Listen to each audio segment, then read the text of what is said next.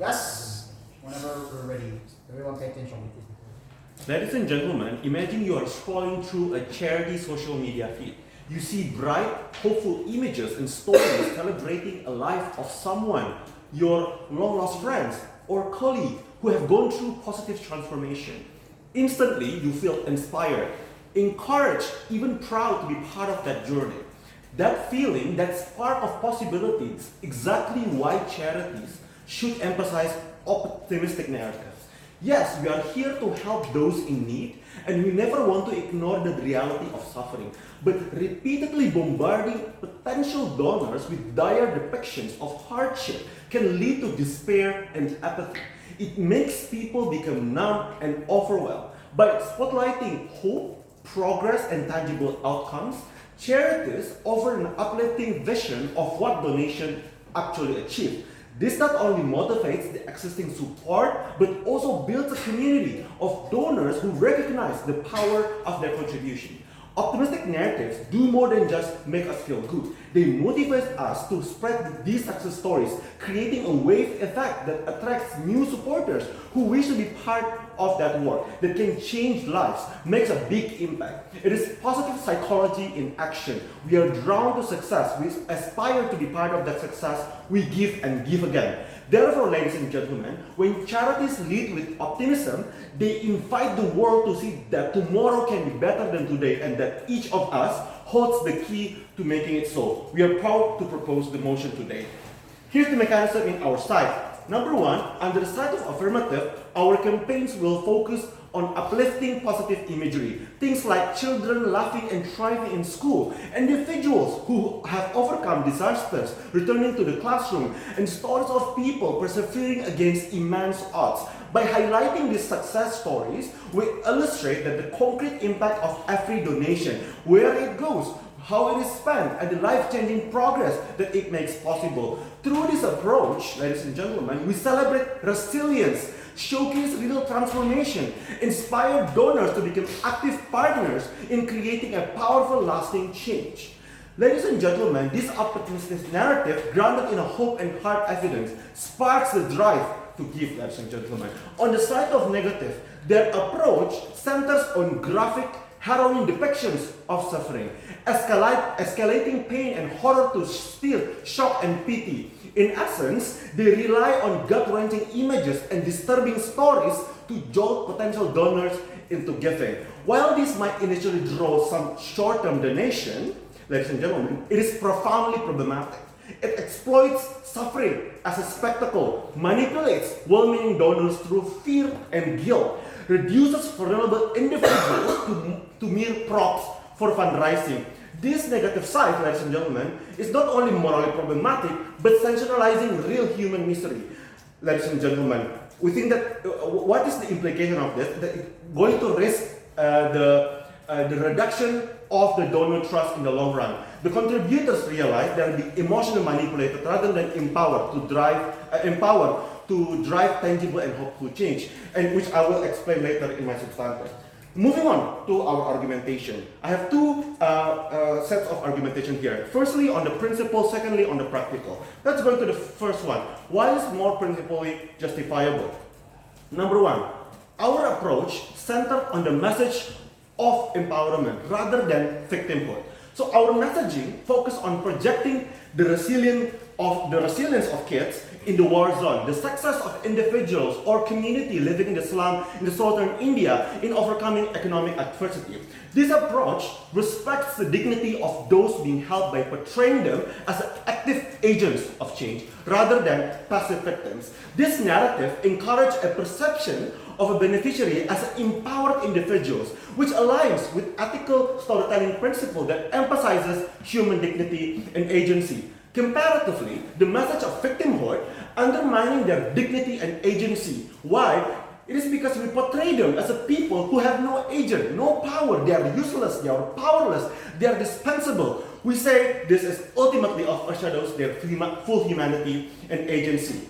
Second point, the optimistic narrative promotes the narrative of hope rather than misery and despair. When donors and potential supporters see that their contribution lead to positive changes, they're more they are more likely to believe in the utility of their donation and continue supporting the cause. So promoting hope helps build more constructive and respectful relationship between donors and beneficiaries. It avoids depicting those in need merely as a subject of pity, instead of highlighting their dignity and resilience. So constant exposure to stories of suffering can lead to desensitization and compassion fatigue among donors or supporters. So this ultimately leads to diminishing of their capacity to empathize and respond. So Team Negative probably would say that the standard of success in our site is too high and people can hardly relate. We say that success in charity doesn't necessarily mean complete resolution of a problem, but can include incremental improvements, community engagement, personal stories of empowerment, and all of which are relatable and inspiring.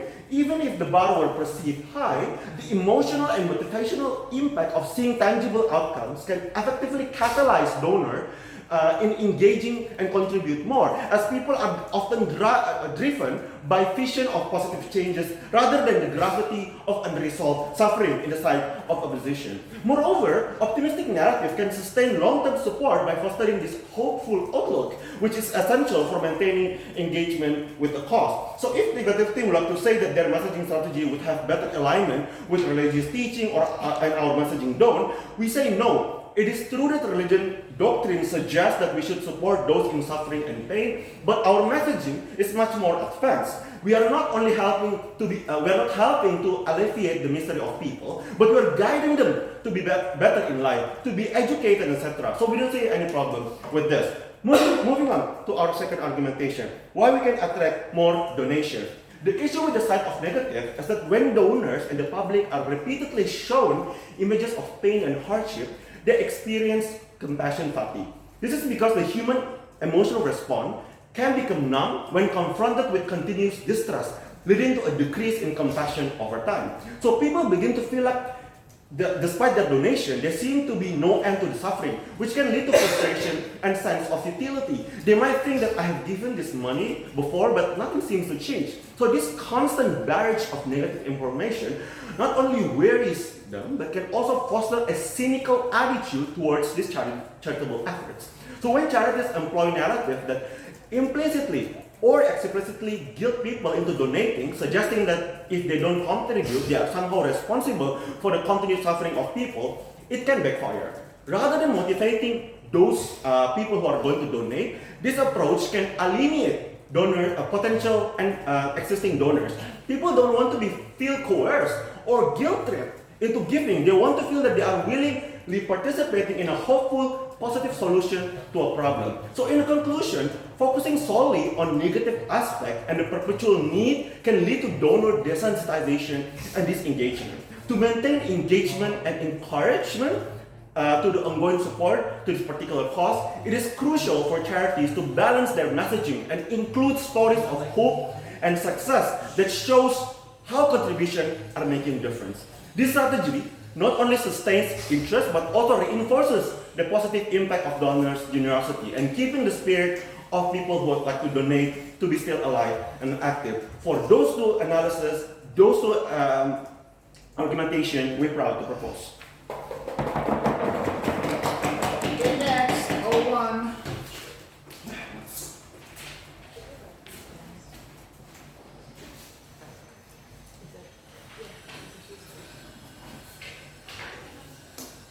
Kelihatan ya? Yes. Okay. Starting my speech in 3, 2, 1. When people see children dying in Gaza, people are going to be moved to actually donate in them because those sufferings are something that they can relate to. But several responses then. PM said that people can become apathetic and it is manipulative for the donation charities to actually guilt people and then force them to actually pay for the donation.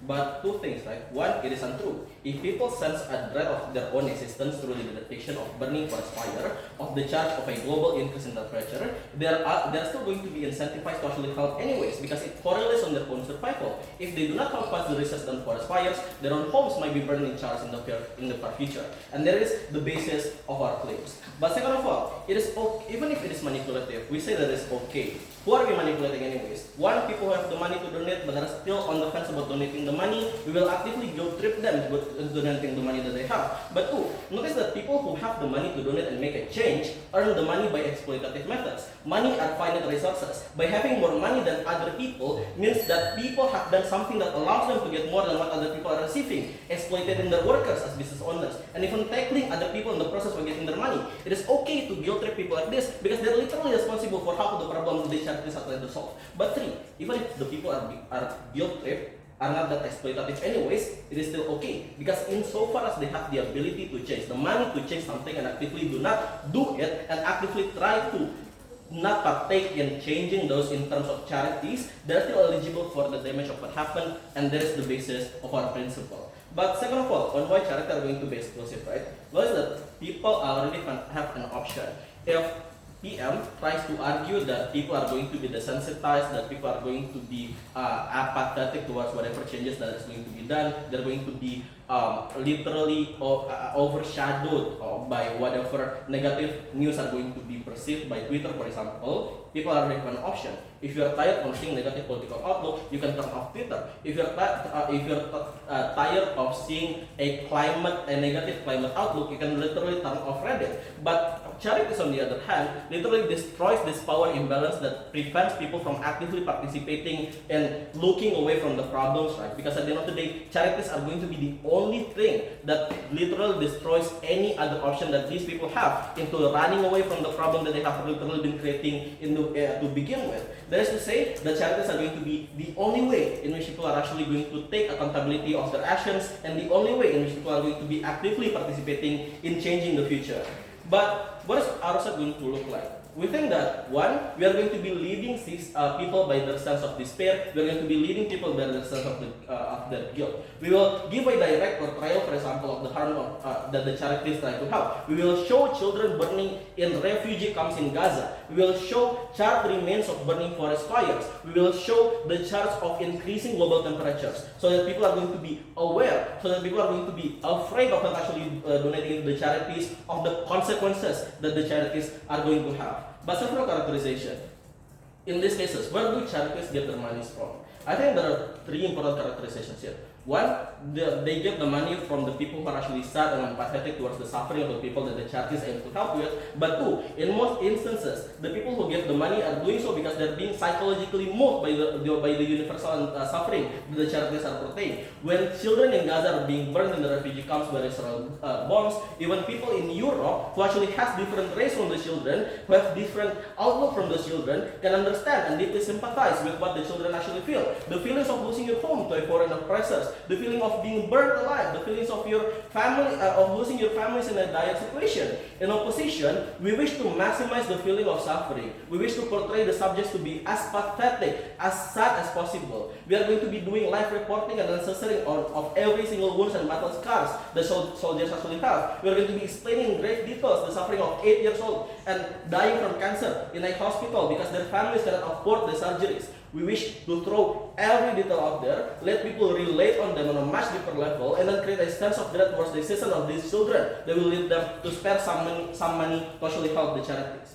But three, in the majority of the cases, people donate to charity because they feel a much deeper sense of guilt. People feel a sense of guilt when they see children dying in the street, while their 2,000 rupiah they spend on their coffee every day can help those children. They feel a sense of responsibility when the rainforest is dying because of their active contribution to carbon emission by the car that they're actively driving. Therefore, they try to offset the guilt that is caused by the awareness that they are partially responsible with towards their problem by actively donating into the charities. In opposition, we will give them the full comprehension that the forest is burning down, that the death of poor people in India, in Indonesia, because of heat wave are partially the responsibility that the climate is actively dying. We're going to fully guilt them into helping proactively in the terms of replanting trees, into charities that actually fund research into renewable energies, into charity that actively help the poor people in Philippines in overcoming the increasing global temperature, for example. But what is going to be the comparative here?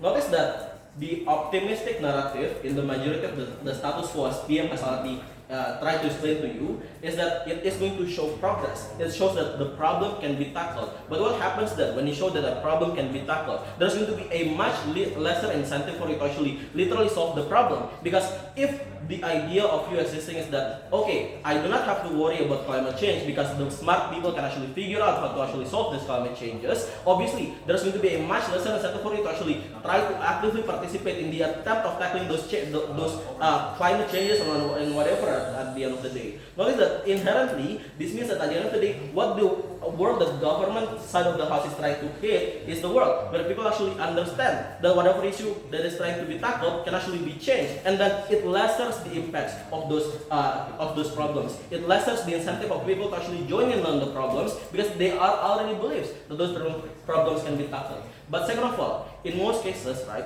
in charities that actually support the suffering of people from the minority, the charities that help from the suffering of black people and black communities, the charities that help in gender wage gap and so on and so forth. We think that in most cases, right, by simply having an optimistic outlook towards the problem that already exists, not only are we going to be lessening the degree of the harm that those problems actually create within the status quo, but at the end of the day, you're also going to be creating a narrative, for example, that whatever problems that the minority are actually suffering from can actually be solved. But that whatever problem that the minorities are going to be outcrying on are something that can actually be tackled by the society at the end of the day. And therefore, it actually lessens the impact that these charities are going to have towards people in minority, towards people who actually need it, towards people who do not actually have the option to survive otherwise without those charities, and that's why you're proud focus. So, second affirmative opening. Apa pembicara kedua buka ini?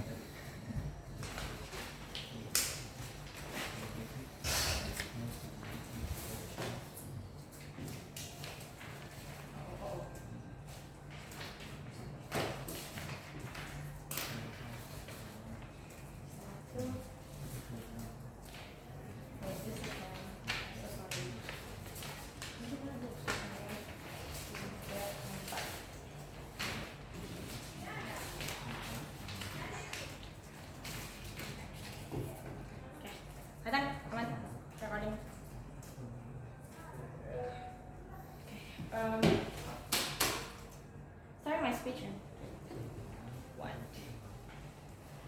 I think Amber already told you the current issue about charities and all the process of collecting the donation, gaining empathy, gaining sympathy, is that it has been too long used by this organization. What are the impacts? A, society are immune enough, insensitive towards this issue anymore. How is likely to happen? First, the constant overview of human suffering and never-ending and sadness of people that you are normally to watch in the TV, for example, make people who see the news feel hopeless and internalizing that no matter what they are trying to help these people, it doesn't work at all. For example, it's like directly clash with the example coming from Charities. Because they will feel they cannot give any significant contribution, and then at the end of the day, they will stop to doing donation. E.g., the case of Palestina-Israel conflict, when the statistics might show you the decreasing number of donators for every year, because you literally feel like you cannot even contribute anything towards the issue. But secondly, the case of environmental issue, for example, where every time you see the earth getting worse, like the ice in the north getting melt, and you're like glorified by the afraidness coming from like these activists saying that you are not going to survive in the future. The weather is unstable. It gives you the feeling that this issue will never solve anyway. It influences the willingness of you to do this donation. But comparatively, when we instill optimistic charities narrative, what does it look like? Every time we collect donation for education, for example, we show you how these people got who got the benefit. They can be able to access better job. Like we literally will, as an organization, we show the picture of smiling rather than the cry one, to show that every cent, every rupiah that you are donating here is something that can contribute to the life. This is the sense of contribution that these people will have and willing to donate for sustenance because they will feel the benefit. And we show that the nuance is effectively work so that people don't feel wasteful of resources that if they are donate under our side of the house. Or the data of our side is that this analysis, the moment it boosts the willingness to like gaining a sustained charity under our side. So the target of this analysis is that the sense, those in majority who only give their money realistically and wisely, only if they can perceive like they can contribute.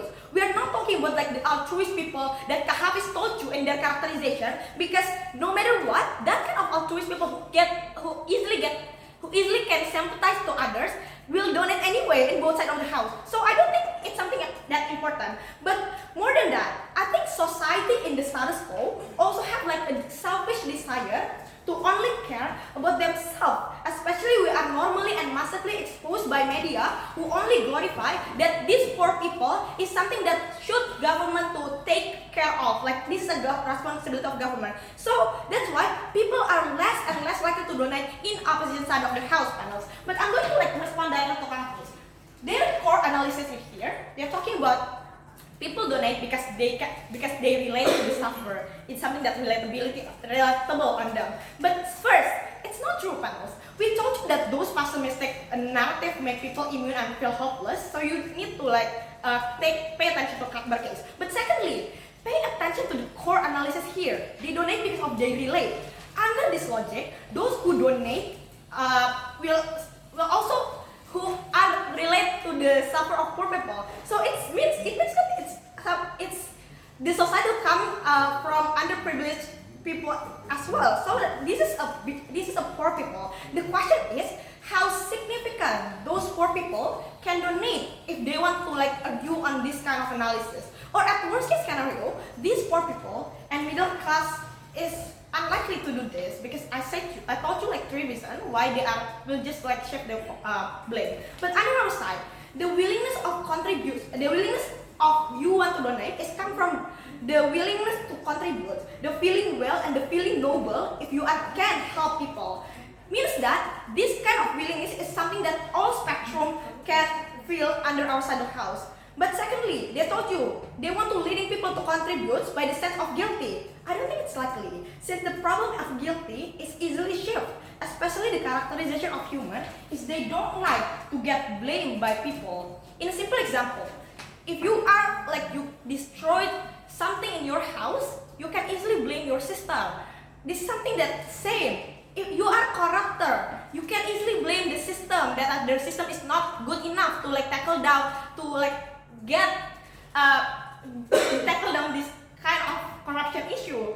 And this is something that same. If you are like you want to utilize the guilty under your side, people will easily shift that, say that this is something that problem is the one who make the structural poverty under our side of the house. So you can like directly give the responsibility to government to do this. And that's why we don't want to rely on this. All the cases of them is already false. But here's the thing, I'm going to give you like an extension here. Why then?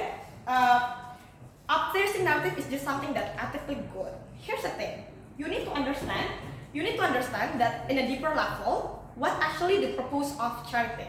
We say 2 things. First, materials. I think that it can be in the form of money, things, clothes, blood donors, assets, and etc. But this is probably what can say as a direct help. I think Kakbar already explained this. But secondly, about hope, I'm going to like extend the analysis. Let's analyze an actor analysis in here. We say the role of charity organization is running by the altruist and philanthropist mindset and values and core values. We are not limited to give the materials, but also we are responsible to give the hope for these poor people, to make sure that they can feel that they are empowering by our narrative, by our news that we can give. It looks like when we show them like they can be able to achieve their dream by the donation that we can give, it's something that gives them hope, not only because of they have to survive for tomorrow, but also they can have the brighter future. This is something that exclusive under our side of the house, because under your side, they can only want to survive. But secondly, I'm going to talk about the commodification. I think that under their side of the house, they will utilize like a lot of picture, a lot of gore narrative, which is like ethically incorrect, because most of the media only using this for the sake of like gaining views and they don't even use it for the proper use. Very pessimistic, proud. Okay, next. Kami siguro, sabihin.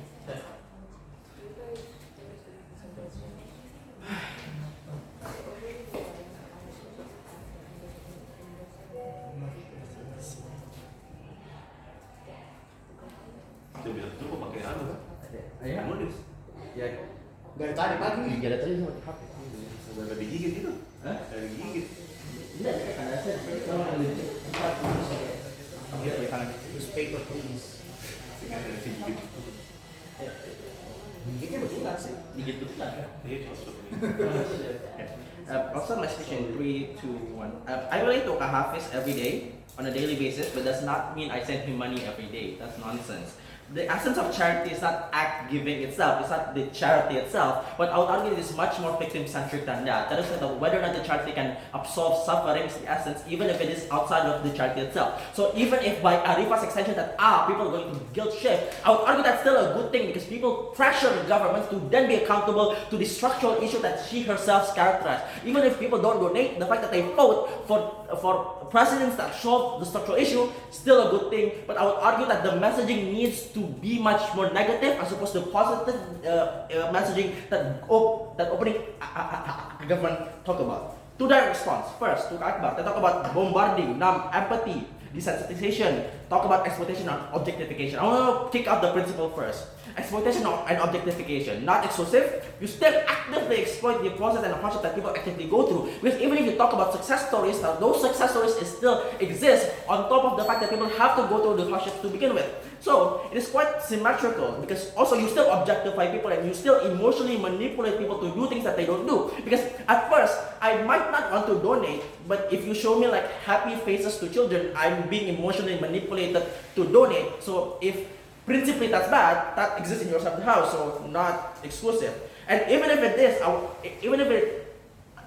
that's because the prerequisite of objectification is not the value of the narrative, but in fact whether or not you have consent to the victim. So in your side of the house, consent also doesn't exist. So it's principle symmetrical. Even if it is important when we want to talk about consent and agency, I would argue that the right principle consideration is not agency, but utilitarian on whether or not you get the donation and alleviate suffering. Because here's the thing: if I'm a victim of climate change, I don't care if my picture is on social media as long as I get money and the net suffering of the effects of climate change is being alleviated upon me. I probably would not care because at the time my prioritization is just surviving as opposed to my image being used. But let's compare the fatigue thing because I think this is the practicality that opening government talk about. Right? It's simple. Charities have responsibility to fairly and accurately represent the communities that they serve. So, even if optimistic narrative is uplifting, I would argue that it's actively exclusionary. That's because you focus on the most exceptional success stories to the hardship of the community that's being impacted, and that's problematic because victims themselves are also intersectional. The fact that some people might survive climate change, that's because they're rich. That's because they're white people who live in the US. And you highlight those success stories, that means you are quite exclusionary to the fact that a lot of Africans are being actively impacted by climate change and so forth. That agriculture farming gets damaged in so far as starvation exists in villages. I would argue that it's much more important to show those things in order to evoke emotions because success stories themselves are not principally good because you exclusion these people because things like escaping poverty, gain access to education, the process is much more complex than just donation. I would argue that there are other things as well. So, the problem then is that people, even if they relate, like the prerequisite of benefiting off, they only relate to the specific people that survive from the impact. So they don't necessarily relate to people that don't. So what happens then are a lot of people, even if they do donate, they still blame the victims if the donations somehow fail. So it's upon you, even if you still fail, to uplift yourself, even post donations. So in your side, the house you actively attack and discriminate these people, even in your side of the house, because you actively use survivorship bias. Two, let's talk about donation because I think this is the practicality as well. No, I would argue that there is huge social norm to not be fatigued. Because if you are someone who don't cry when you see children of Gaza dying, people actively shame you because to care about children dying and suffering is a socialized norm. It's been educated into society. So if you're someone who don't necessarily feel sad anymore, you feel some sort of self-internal guilt that still pushes you to donate, even if you don't necessarily feel some sort of sadness, you feel guilt, and that still pushes you. Emotional manipulation does not matter because net suffering is still positive on our net suffering is still negative on our side. It's about people are alleviated from this suffering, things like climate change or things like poor, for example.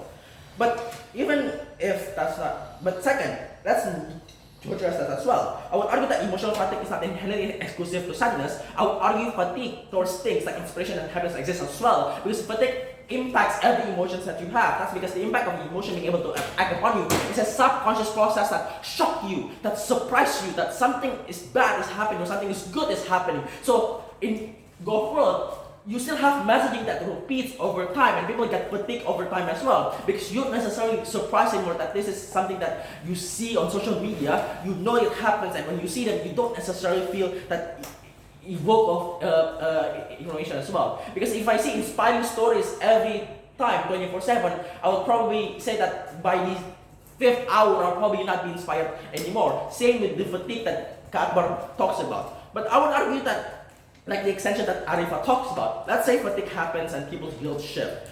Why is that still actively a good thing? I think when people are continuously exposed to messages about humanitarian crisis, even if they don't donate, even if they guilt shift like the burden that Arifa pushes, that's still a good thing. Because it means that the sort of marginal guilt that they might still have left pushes them to do things like to do other things. At the very least, they post it on their storygram, or at the very least, they sign petitions. At the very least, they attend protests and pressures the government to make policy changes, even if they guilt shift and accountability towards the government. It means that active structural issues that cause this problem to happen every day means that changes still happens and suffering is still being alleviated. Insofar, even if you don't donate to climate change charities, you still feel like it is in your responsibility to go to the government and tell them to enact some sort of policies that prevent climate changes, for example. Because even if you guilt shift, the guilt is government and you want to make the government accountable for their sins.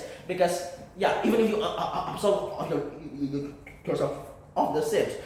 So even if by the characterization of worst case scenario of our side by opening a government, we still have net suffering being alleviated. Therefore, I would argue that on our side we win over opening a government, even in their own characterization. For all these reasons, proud to propose. Okay. Closing affirmative. Siapa nih?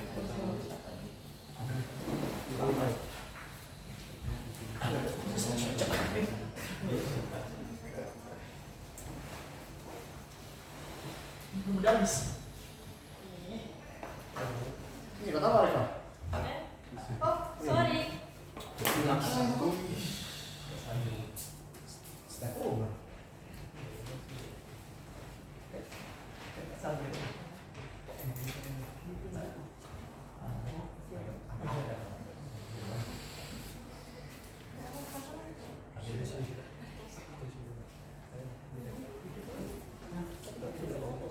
Alright, starting my argument in 3, 2, 1. Ladies and gentlemen, I would like to rebuttal everything that I've already concluded with our argument with today. First of all, ladies and gentlemen, I would like to assist with the first government argument that are very simplified that signifies that people should always be give a purposeful image that could potentially give people the charity that they needed. What I mean, ladies and gentlemen, is that first of all, from the first argument from Kak Akbar said that why this is very justifiable, because the point is that the empowerment is way more important than pitiless, ladies and gentlemen. Despite meaning by respecting their dignities of the people than imagining them as and also imagining them as the powerful agency that could change people and invite them to them as donors to be a part of the party. And ladies and gentlemen, it is also important to point out that it also saves people while simultaneously saving the lives that are most needed in the assistance of the need as well. And ladies and gentlemen, I also wanted to point out the second argument from Kakabak that said that it is very important that I said before that the image of hope is very far more reasonable than watching people in despair. Ladies and gentlemen, ladies and gentlemen, this is more likely to believe in utility, and it also helps by being a constructive dominance in terms of giving people what they needed. Now, this, ladies and gentlemen, by giving the image of hope, could open much more dignity and people as the option to give the people for what they needed the most. And next up, ladies and gentlemen, I also wanted to point out that the further points of Kak Akbar said that it is also important by guiding them into a better future, ladies and gentlemen. By this point, it means that the people that are given the faces of the faces of despair and sadness could potentially discard all of the emotion and the morality that could potentially give the people to fulfill with their charities. Ladies and gentlemen, I also wanted to point out that the opposition also fails to point out that the forcing the consequences is not solely the solution. By one of the arguments will be open by for example, this. Emphasizing scars, that by emphasizing scars we still have more than by emphasizing scars it points out that people will potentially giving out the chance that they would guilt tripping them. Now this is a key point for key point for the argument, because we have more than one study cases that are very true to this point. The first study case based on my team government is that the Children Foundation, not all children were realized by the charity, and the problem prior to what the opposition said by emphasizing scars, emphasizing disparities, and etc. And ladies and gentlemen, I also wanted to point out the next study case that I wanted to talk about is that it's about the Streets of Grab organization Charity. This is overexploitation, because this is an overexploitation to donors due to the displaying of images who are suffering with the disease. Ladies and gentlemen, I also wanted to point out the last part of the argument of the team government is that the point of the people that are too violent for people. There are sometimes it is very sensitive to sometimes there is very sensitive to potential donors, that they are very sensitive to dangerous situations. Now, people are less likely to donate because people are donated because they feel related. This is one of the arguments that from the opposition point.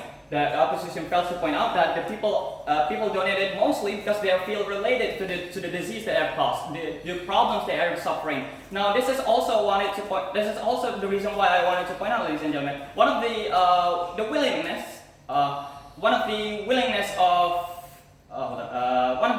of donating is come from the people who are needed to do the right thing, not from the point of guilt tripping people and being manipulative to the point that they feel forced to fulfill the charity. It is in fact a very crucial point, although it is not very effective in case of our proposition. Ladies and gentlemen, if you don't feel sad when children are dying in Gaza, this is one of the quotes that I captured from the team opposition. That Gaza people will actively shaming you for not crying when people, especially for children and women, and for those who are weak, are dying in Palestine. It is also to point out how ineffective to this due to the people that doesn't cry doesn't necessarily that they are not very sympathetic, but too traumatized by looking by the image. Because it could point out that and thus inspired to them to help in many ways as they can, especially to charities. So, ladies and gentlemen, it is also a crucial point that to many people from team government, team opposition points out that the manipulation is the key point of being being being effective way to discuss more about the to discuss more into to the input of the charity. So, ladies and gentlemen, last but not least, I want to point out that by being as the government proposes, and as well as me, I wanted to add something. I also wanted to adjourn with the government. Although it is although the willingness of the people came from the morality itself, it doesn't mean it requires a specific manipulation that could potentially sabotage with the whole charity system. Thanks. Good. Second nag. Closing nag then.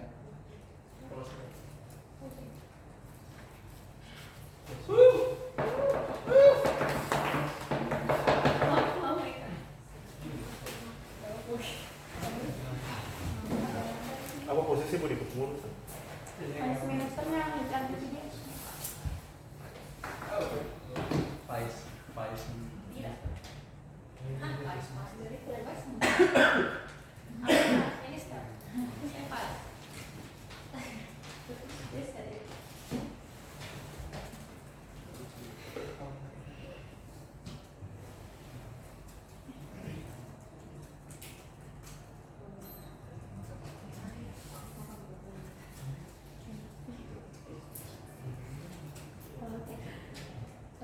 I think the whole arguments coming from governments only realizing the idea of whether or not by highlighting these successful stories, people can actually understand how urgent it is to help out these people to begin with, right? The fact that you're only showing the side of the successful people, then it only means you're only showing the best case scenario, right? Which doesn't fully represent the reality of the situation to begin with. I think that by only showing the successful stories, you're only hiding the ongoing struggles and challenges faced by the majority of the people, right? Who still need help at the end of the day. Therefore, I think that this only creates a false sense of achievement and makes it harder for people to understand how serious and urgent the problem that people also face, right? I also think that to some certain extent, it might even make people think that their contributions aren't going to be necessary enough anymore, since the issue might be assumed as to be solved based on the optimistic narrative that only exists under OG and CG. But what do we then want to prove under ourselves, right? Because people experience different levels of suffering, right? For example, some may struggle with extreme poverty, for example, the lack of the basic needs like food and shelter, right? Or some people may also experience limited access, or the people who suffer in war, for example. Therefore, what this means is that it is unlikely that a few success stories can actually capture the full extent of the problem, right? Just because you're able to get someone out of poverty, or just because you're able to to help out someone who experience war to begin with, it doesn't necessarily mean that they're able to get out from any further challenges, right? That they might potentially experience in the future, right? I.e., for example, slaves still experience the judgment coming from society, or women who escape from poverty may still face gender-based discrimination, or refugees who find safety may also struggle with societal rejection at the end of the day. Therefore, what we want to prove under our side is that focusing on optimistic narrative actually simplifies the complexity of these issues, right? It only hides the reality that many people continue to face significant challenges even after some progress has been made under OG and CG. I also think that by emphasizing ongoing suffering, we actually ensure people to see the bigger picture, the full explanation of the problem, and also understand why the continued support and attention are only needed to address all the layers of the issues, not just the surface level of successes that only just exist under OG and CG. The extension coming from our side is clear, right? We'll prove to you two things. Firstly, how the process of constantly emphasizing the ongoing suffering of these people will attract donors or charities emotionally, and why it's likely to happen and the impacts of it at the end of the day. But secondly, how we'll also never understand the parameter of this optimistic narrative due to several biases, i.e. media biases or political biases at the end of the day. This is something that should be won under this debate. But several engagements towards OG and CG, right? Both OG and CG give you the same arguments. They tell you on how they're going to be able to attract more donors. I don't think that this is true to begin with, right? For a few reasons. One, I think that when charities only focus on highlighting success, I think that donors might only believe the issues that is nearly resolved, right? Which only reduce their sense of urgency to give more, right? They may think that it's already improving, therefore they no longer need more things to contribute at the end of the day. But secondly, I think that seeing the reality of someone suffering, especially that it is currently ongoing, it can actually make people feel a sense of moral responsibility or guilt, right? Which only pushes them to donate more than they would in response to a success story. But lastly, I also think that if people are continually reminded of the ongoing challenges that people currently face, they're more likely going to stay engaged with the cause and continue donating over time, right? Therefore, I think that the success stories might not have the same long-term impact and comparatively under our side. But secondly, they told you on how disturbing images will only lessen the incentive for people to give donations. The fact that media mostly promotes or gives exposure to suffering images prove to you the existence of these sorts of trend only gives more incentive to these people at the end of the day. Why is that so? Few reasons then as to why disturbing images will only push the incentive for people to give more donations.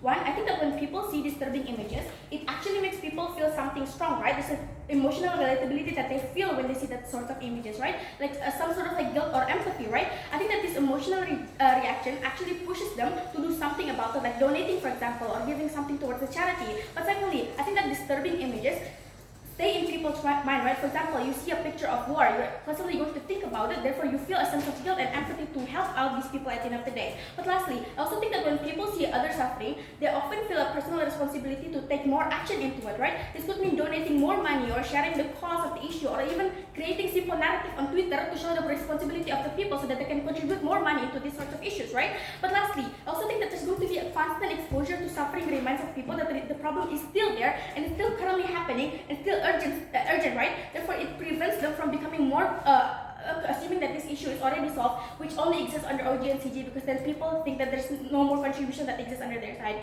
But moving into my first extension, as to why the process of attracting the emotion of people will be far better in our side in terms of like getting more help and donation. I think like the process of showing the suffering of the people can be done in so many ways. One, people who suffer may upload their constant life report, i.e. what their condition is currently look like, or like the people in Gaza who constantly upload their story on what Gaza is currently look like, or literally just anything that happens within their life, right? This could include videos or photos, or even a simple narrative that can promote more knowledge and exposure to these sorts of things, right? I.e. like simple hashtag like Black Lives Matter or Me Too Movement. I think this is something that should be more exposed at the end of the day. But I think that the moment you're exposed to these videos or photos or these sorts of like narrative, of the people who is still suffering in this world, there is still someone who still needs help, there's still someone who still needs donations and charities. But why do we necessarily say it is going to be far better when you engage emotionally through the constant exposure of showing images of the people suffering, right? Few reasons. One, I think that when you see the daily struggles of the people who face it, it becomes harder like to ignore the urgent need for help, right? The constant exposure keeps the reality of the situation even more, right? Making it more likely for people to take an action because they feel a sense of responsibility, i.e. you constantly think about the people who is currently not living in your best condition, meanwhile they're still struggling in their own condition, right? But secondly, unlike the success story that exists under OG and CG, they may only like inspire the short-term donation, right? In comparative, the consistent exposure to suffering of these people actually remind people that the problem isn't solved and it isn't complete, right? And I think that the continued support is going to be very necessary in our side of the house because it keeps the issue in people's mind anyway. But lastly, I also think that the seeing harsh realities of the suffering can actually give more empathy to the people, helping people to be more personal responsibility, right? So moving into my second extension as to why we will never understand the parameter of this optimistic narrative due to several biases. I don't think government ever explained what is the parameter of these optimistic and inspiring stories to begin with, because the fact that these optimistic and inspiring stories can be very selective in what they choose to highlight, right? What is the process of selecting these stories look like, right? I think we should note that media only promote those who are able to feel in the biggest impact to begin with, only give exposure to those who are able to show the most visible and dramatic success, and it's going to be very hard under their side of the house. Media tends to focus on stories that have a clear, happy ending, and comparatively in our side, they need to focus more on suffering of the people in order for you to get more donation and charities at the end of the day. Therefore, very much proud to oppose. Okay. Let's finish golf case.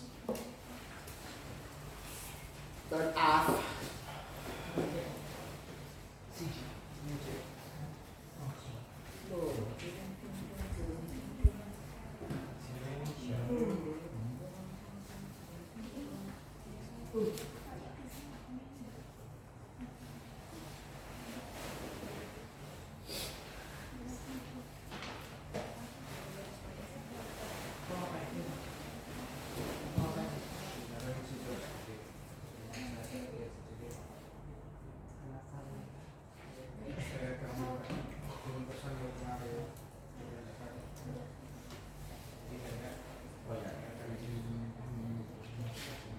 I'll start my speech in 3, 2, 1.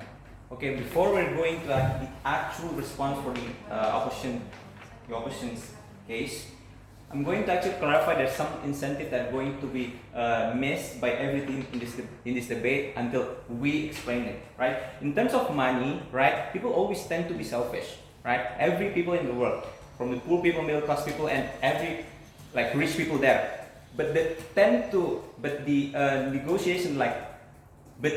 incentive to keep those money from poor people until the rich people, it tends to go higher and higher, right?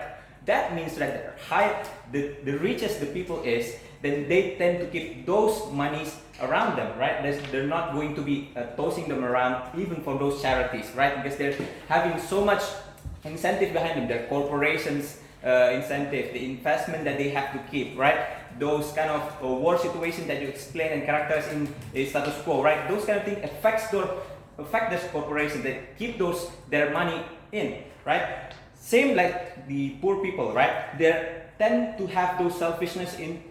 They can't even actually fulfill their basic needs, right? They struggle with the capitalist society nowadays, right? They struggle to keep their job in. They struggle to keep their pay gaps, their payments, right? Those kind of bills that have struggled with them, right? Those kind of selfishness that we characterize in this debate that other teams doesn't really characterize. So, what are the oppositions trying to actually give you? They try to give you problems, right? They try to give you things, oh, okay, these are the things that you are doing that's not actually correlated to you, right? Because the first thing that if you see those kind of ads, right? And then you see those kind of violent pictures and those kind of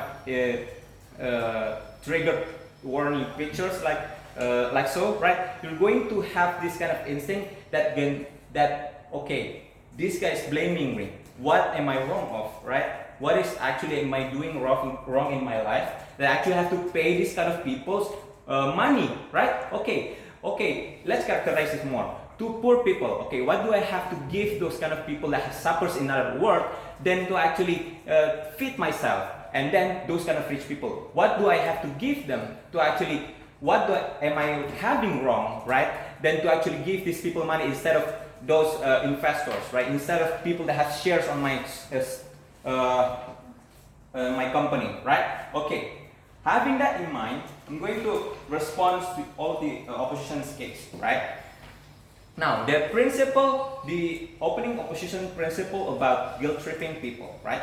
There's Pahavi say that because they are half source of the problem, right? Those rich people are half source of the problem that caused those wars, caused those famine in all of the world. They're justified to be guilt-tripped, right? Those rich people. But I'll say that if you guilt-trip these people, they will not really actually buy into your narratives because they're selfish enough to keep their money, even though they're actually trying to buy your narration, but they cannot buy that really much because you're trying to blame them because the things that they haven't done, they didn't know they've done, right? That they done. So they're selfish enough to keep their money around, right? So what happens to poor people, right?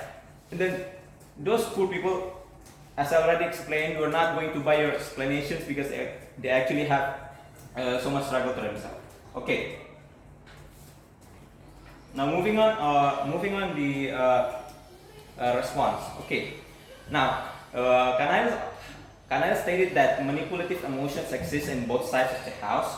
Okay, we're trying to agree on that. It exists on both sides of the house. We're actually manipulating the sympathy of people, right? But you're trying to manipulate them by letting them take the blame, letting them feeling the blame, right? We're here with the positivity cases, right?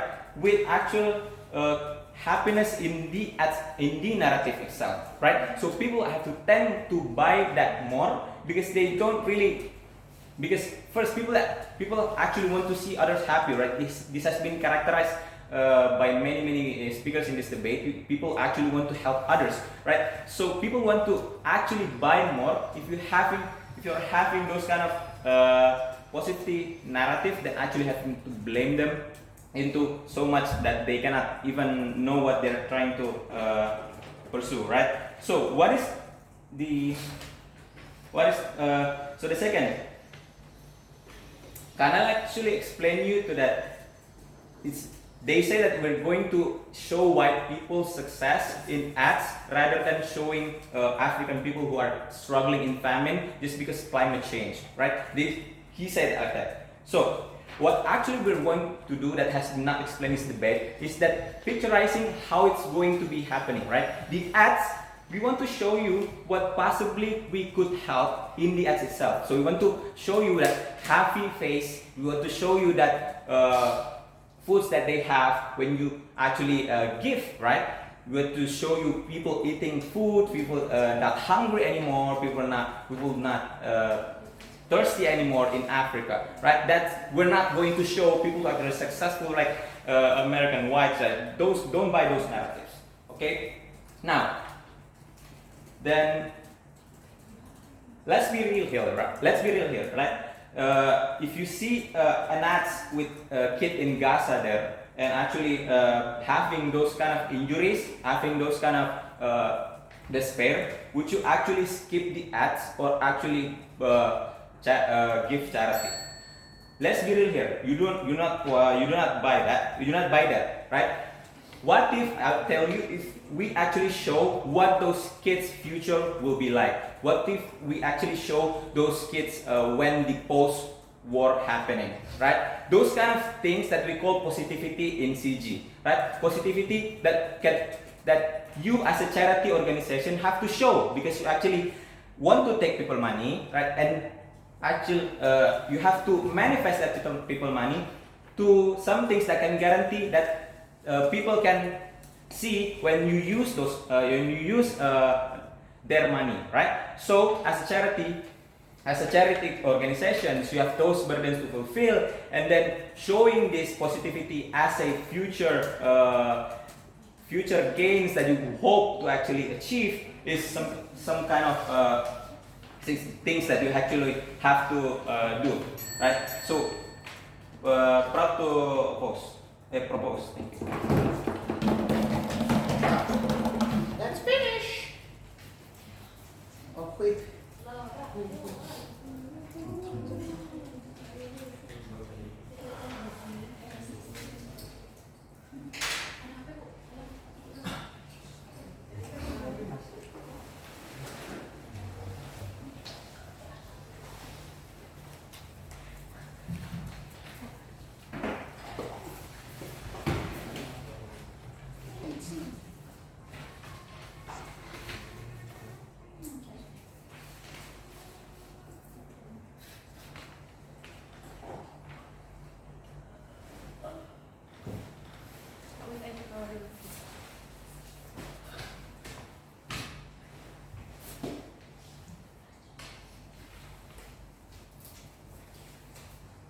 So, start my speech in 3, 2, 1.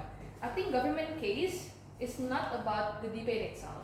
Like, basically, all government case only rely under the idea whether transparency should exist or not. Because I think that main idea of government is that, yeah, they're going to show the happiness of the child. I think that under our side of the house, I think both sides do concede that as a charities or as a community that do charities, of course, you need to be transparent to your people. So in the end of the day, within that under our side of the house, we still show like the progress of the people in the end of the day. So it's not that you say that under our side there will be no transparency, because to be able to sustain, you need to show transparency. But I think that what should be debated under this motion is that what types of campaign that you would throw, right? Within that under our side of the house, we told you already, my first speaker, Amira told you that where the prerequisite of you to gain donations is to attract the people itself. We told you already how the importance, how media would have like higher chances and higher probability to highlight cases that is shows pessimistic, because it's basically shows controversy,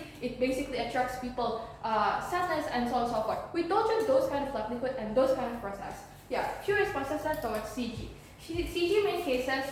First of all, I think CG is kind of no further explanation coming from their side of the house comparatively to what OG said. So I'm just going to rebuttal some of them, right? Firstly, they said that, yeah, guilt tripping would work, like the rich people would eventually going to be selfish. Firstly, I think that there's no analysis coming from CG, why don't people would not going to donate? Because understand, in the status quo, even Bill Gates itself still wanted to do donation. It's not because he's not selfish at all. Because understand, there's other factors or incentives that push the people to do donation, such as they want to have like good images. They still wanted to like compete with other competitors like that. So that to show that your money from if you buy our product, the money that we gain from you buying our product will still going to be donated in the end of the day. So when you buy product, for example, it's still going to be beneficial for the people who is poor or vulnerable. So it's better to say that. But secondly, then they said about like positive narrative will eventually have more people to donate comparatively to pessimistic. No analysis coming from their side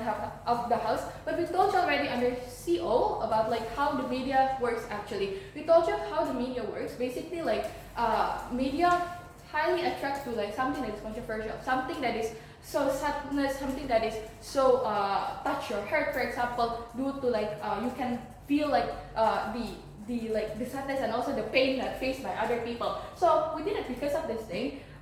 There's more support under our side of the house when we show pessimistic comparatively to optimistic side, because in the end of the day, media would think like, why would we need to show the optimistic side when people are happy again? Because the narrative in the status quo that exists is that once you're happy, it means it's enough already. So what media wanted to show is that because you still suffer, it means we will continuously show your suffering, and so that you can get more help under our side of the house.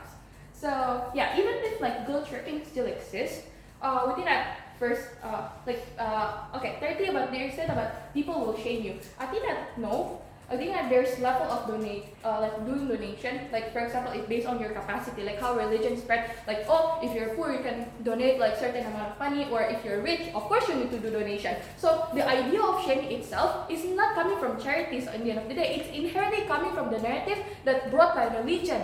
Religion told you that religion shamed you. It's not about the charities itself, but it's the religion that inherently told you to do so. So yeah, even if they're going to shame you, of course, firstly, this is going to be to the rich people, so least likely to go to the middle people or like people who is not that capable. So in the end of the day, it's not going to hurt anyone. So yeah, let's moving on to OG then. OG main idea is about compassion fatigue. I think that this is not comparatively to under our side of the house.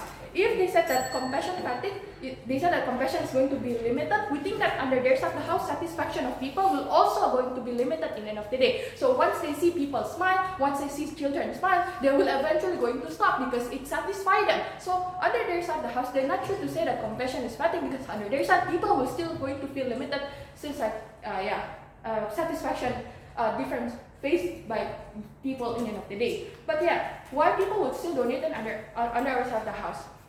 And then people understand that, and also there's so many narratives that saying poverty is a long time of process if you wanted to solve. So people will buy into that narrative because they'll think that, we still need to do donation because it's a structural problems faced by the people. So in order to solve the problems, we need to do constant donation.